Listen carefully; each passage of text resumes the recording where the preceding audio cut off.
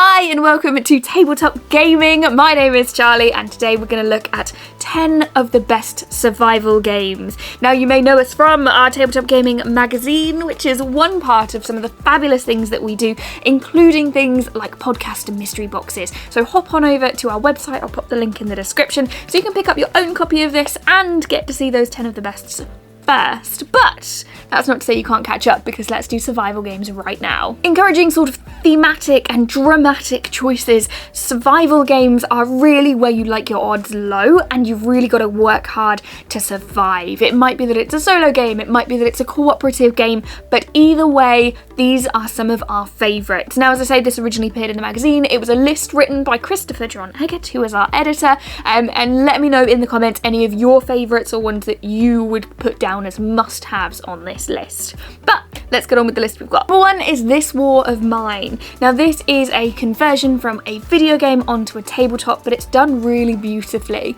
It's one where it's asking us to consider our choices much more. Not only is this sort of a war-torn city, it's a place in which we have to make difficult decisions that lead to our eventual survival, but also ask us our own questions about things like morality as well. There's some great sort of classic base building and defending and some really cool characters to play along with. It's very easy to get very involved in this game, but will you survive?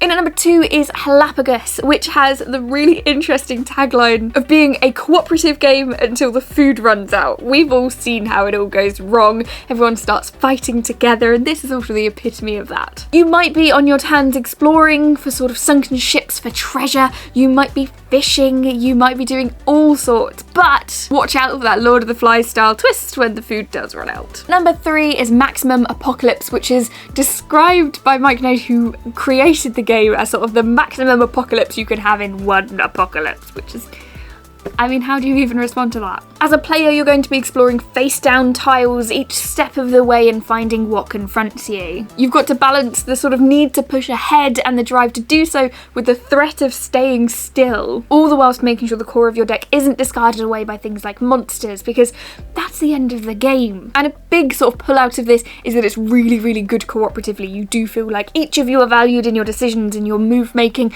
and for whatever that outcome is, that you work towards it together. Number 4 is Zombicide. Not every survival game needs zombies, but when they do, it might as well be Zombicide. Plus, let's be honest, almost all zombie games are in some way about survival. Now, there are plenty of variations to Zombicide. You may have seen the recent Kickstarter for Marvel Zombicide, or however they're calling it, Marvel Zombies, I believe. There's plenty of them in whatever flavour you fancy, but for the standard base, zombies are attacking, you need to survive, Zombicide is where you want to have a look. The general rule in the game such as this, of course, being that there are more zombies than there are bullets, and what are you going to do? The nice thing is, of course, with this being a scene one, some of the minis are fabulous within it as well, so there's a lot to enjoy in it, as long as you manage to keep your brain. Number 5, we have a crunchy Euro game in Robinson Crusoe. This comes up on quite a few of our lists. It's one that is really sort of, it spans a lot of interests. It's an interesting one to play, and also a big fan favourite. Of course, we know the story of Robinson Crusoe, and equally, of course, it's about that survival. It's about building the best shelter, it's about getting the best food, finding the best stuff, and making sure that you live for as long as you possibly can. In at number 6 is Dead of Winter, where not only is it the horrible end of the world style we've got to survive, but it's also cold, which for me is possibly the worst thing. Now, in this game, there is not just a single goal that you all work towards, but equally there is personal goals and things that you need to do yourself and that you need to do. It gives you this beautiful sense of individuality while still working towards the common goal. And having said that, whilst you might have different motivations and perhaps there's even opportunities for betrayal, the zombies are mounting up outside. You're going to need to work together in the face of everything to make sure that you survive.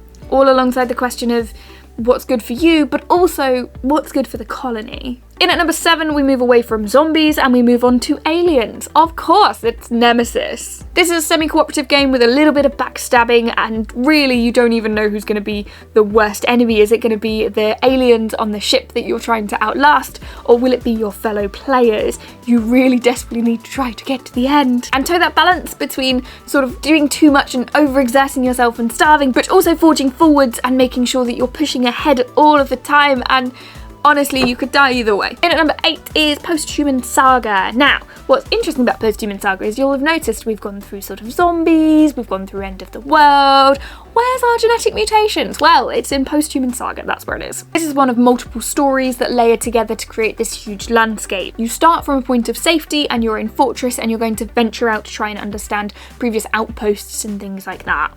Problem is, there's always a pretty high chance of failure, so you're going to need to move cautiously and make sure you survive. In at number 9, although I confused myself and put 7th because it's 7th continent. Now, Chris, who wrote this, has sort of done like a fess up and said, look, most of us are going to cheat in this game. Having not played it, I can't necessarily comment. Let me know in the comments if you do cheat during this game.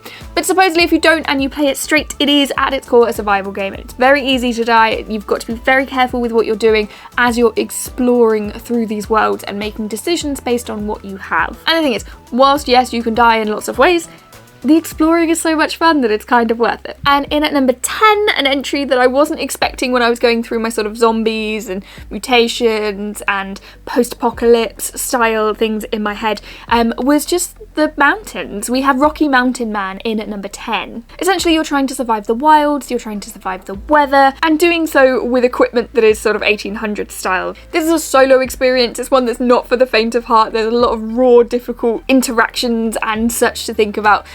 But one definitely worthy of this list. So there you have it, there are 10 of the best survival games. I would love to hear in the comments what your favourites are. Our 10 of the best are always a tricky one because it means that you have to say no to so many of them. I want to hear what they are in the comments, so let me know down below. Don't forget to like and subscribe, especially if you like this style of video, and if you'd like to see more, let me know what topics you would love to hear from. Of course, I will pop a link in the description to the magazine that this originated from, or at least to our website where you can find our magazine and tons of other cool stuff. And with that, I will leave you. Make sure you survive the gaming world. Thank you so much for watching and have a great day.